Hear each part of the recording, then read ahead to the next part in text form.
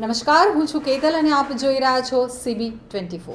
શેલા સ્થિત શાંતિ બિઝનેસ સ્કૂલમાં ઘર્ષણનો મામલો પ્રકાશમાં આવ્યો છે। શેલામાં આવેલા શાંતિ બિઝનેસ સ્કૂલમાં યુવતીના પિતા અને ભાઈ અન્ય એક યુવક સાથે આવી અને વાતાવરણ તંગ બનાવી અને કારથી કેમ્પસનો દરવાજો તોડી અને ભય ફેલાવ્યો હતો। અમદાવાદના શેલાની શાંતિ બિઝનેસ સ્કૂલમાં શનિવારે રાત્રે ગણેશ સ્થાપના સમયે જુનિયર વિદ્યાર્થીની સાથે હોસ્ટેલમાં રહેતા સિનિયરને તકરાર થઈ હતી। સમગ્ર બાબતની વિગત એ છે કે બોપલમાં કદમ ફ્લેટમાં રહેતી પ્રાચી પટેલ શાંતિ બિઝનેસ સ્કૂલમાં પીજીના પહેલા વર્ષમાં અભ્યાસ કરે છે। શનિવારે બપોરના સમયે ગણપતિ સ્થાપનાનો કાર્યક્રમ હોવાથી તે કોલેજના બીજા માળે તેના મિત્રો સાથે ઊભી હતી। આ સમયે કોલેજમાં અભ્યાસ કરતા યશ પાણેરીએ તેને નીચે ઉતરવા માટે કહ્યું હતું। બાદમાં તેને જુનિયર હોવાનું કહી અને ત્યાંથી ચાલ્યા જવાનું કહ્યું હતું। પ્રાચીએ સમગ્ર બાબતે તેના પિતા ગૌતમભાઈ અને ભાઈ ધ્રુવિલને જાણ કરી હતી અને તમામ લોકોએ સ્કૂલ ઉપર આવ્યા હતા। તેમણે યશને બહાર આવવા માટે કહ્યું હતું। આ સમયે તેની સાથે અભ્યાસ કરતા અન્ય વિદ્યાર્થીઓએ પ્રાચીના પિતા અને ભાઈને જતા રહેવાનું કહેતા પ્રાચીના ભાઈએ કારને પૂર ઝડપે હંકારી અને સ્કૂલનો દરવાજો તોડી અંદર પ્રવેશ કર્યો હતો તેમજ કાર થાંભલા સાથે અથડાઈ હતી।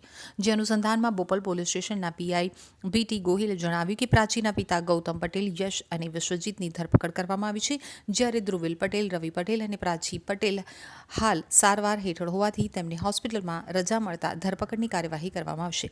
ઉલ્લેખનીય છે કે રાતના સમયે સ્થિતિ તંગ બનતા બોપલ પોલીસે સ્થળ ઉપર પહોંચી અને સ્થિતિને કાબૂમાં લેતા વધુ મોટી ઘટના બનતા અટકી હતી। આ અનુસંધાનમાં કેમ્પસમાં પોલીસ બંદોબસ્ત પણ મૂકવામાં આવ્યો છે।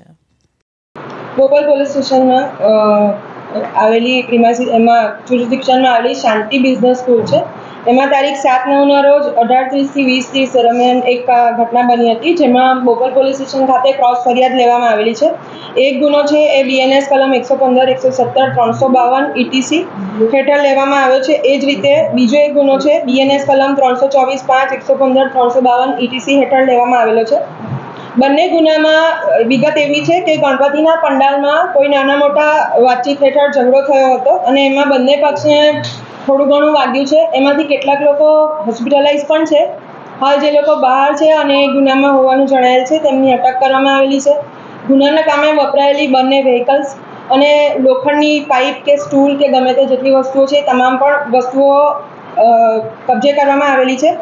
એક જે ગુનો છે એમાં ફરિયાદી પ્રાચીબેન ડોટર ઓફ ગૌતમ કુમાર છે અને એમની ફરિયાદના આધારે યશ નીરજભાઈ અને વિશ્વજીત અજીત કુમાર બંનેને અરેસ્ટ કરવામાં આવીને જરૂરી રિમાન્ડની કાર્યવાહી કરવામાં આવેલી છે। એ જ રીતે બોપલ પોલીસ સ્ટેશન હેઠળ જે નોંધાયો છે બીજો ગુનો, એમાં યશ નીરજભાઈ ફરિયાદી છે અને એમની ફરિયાદના આધારે જે આરોપીઓ છે ગૌતમ કુમાર પટેલ, પ્રાચી ગૌતમભાઈ, ધ્રુવિલ ગૌતમભાઈ, રવિકુમાર મુકેશભાઈ વગેરે નાઓ છે। તે પૈકી ગૌતમ કુમારને એરેસ્ટ કરવામાં આવેલા છે। બાકીના લોકો હોસ્પિટલાઇઝ છે એટલે એમની સારવાર હેઠળ હોય છે। કોઈ પાછળથી જ્યારે ડૉક્ટર એમને ફિટનેસ સર્ટિફિકેટ આપશે ત્યારે એરેસ્ટની જરૂરી કાર્યવાહી કરવામાં આવશે। તમામ ગુનાના કામે વપરાયેલા સાધનો તથા વ્હીકલ પણ કબજે લેવામાં આવેલા છે। મુખ્ય બનાવ એવો જાણવા મળેલો છે કે જે પ્રાચીબેન છે એમની સાથે કોઈએ બોલાચાલી કરી હતી અને એ અનુસંધાને એ લોકોને અરેસ્ટ કરાવવા આવ્યા છે।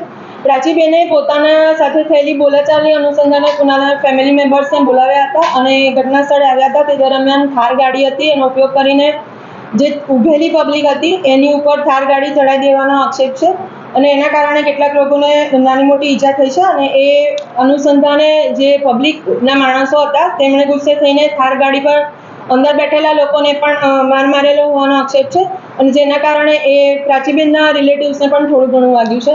હાલમાં હોસ્પિટલાઇઝ છે એ સિવાયના લોકોને એરેસ્ટ કરવામાં આવેલા છે। જે અજાણ્યા શખ્સો છે એમની વિગતો CCTV ફૂટેજથી મેળવવાની ચાલુ છે।